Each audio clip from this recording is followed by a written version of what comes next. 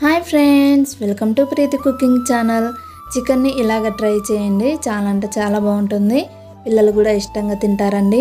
ఎలాంటి పిండి వాడుకోకుండా సింపుల్గా ట్రై చేయండి, చాలా అంటే చాలా బాగుంటుంది. వాటికి కావాల్సిన పదార్థాలు: బోన్లెస్ చికెన్ అండి, 1/2 కిలో తీసుకున్నాను. 2 స్పూన్ల కారం, 1 స్పూన్ ధనియాల పౌడర్, 1 స్పూన్ అల్లం వెల్లుల్లి పేస్ట్, కొద్దిగా పసుపు, కొద్దిగా గరం మసాలా. ఒక లోతుపాటి గిన్నె తీసుకోవాలండి. ఆ గిన్నెలోనే మనం కడిగి పక్కన పెట్టుకున్న చికెన్ కూడా వేసుకోవాలి.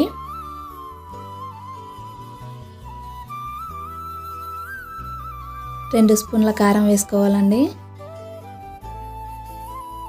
ధనియాల పౌడర్ కూడా వేసుకోవాలి. అల్లం వెల్లుల్లి పేస్ట్, కొద్దిగా పసుపు,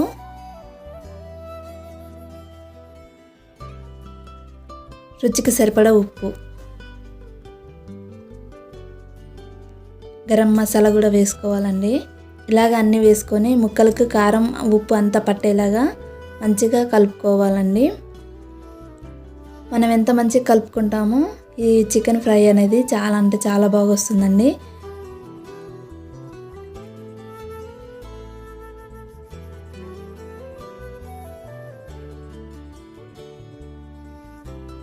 ఇలాగ కలుపుకున్న తర్వాతకి 1 పావు ఆయిల్ పోసుకోవాలండి. ఆయిల్ పోసుకొని మరొకసారి మంచిగా కలుపుకోవాలండి. ముక్కలకు ఆయిల్ అంతా పట్టేలాగా మంచిగా కలుపుకోవాలండి.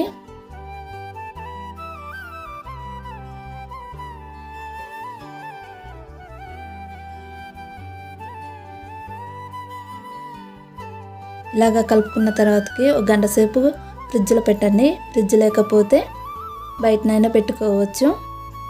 1 గంట తర్వాతకి తీసి చూడండి ఫ్రిడ్జ్లో నుంచి ముక్కకి కారం ఉప్పు అనేది ఎంత మంచిగా పట్టిందో. మరొకసారి కలుపుకోవాలండి.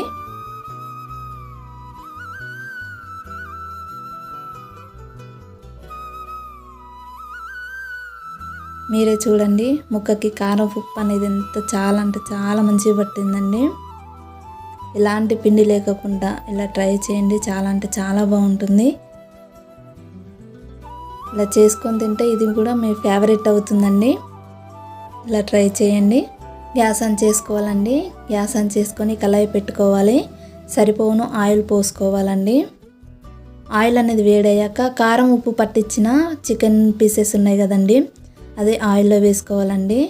విడివిడిగా ఒక్కొక్కటిగా వేసుకుంటూ ఫ్రై చేసుకోవాలండి మంచిగా. గ్యాస్ అనేది సిమ్లో పెట్టుకొని ఫ్రై చేసుకోవాలండి.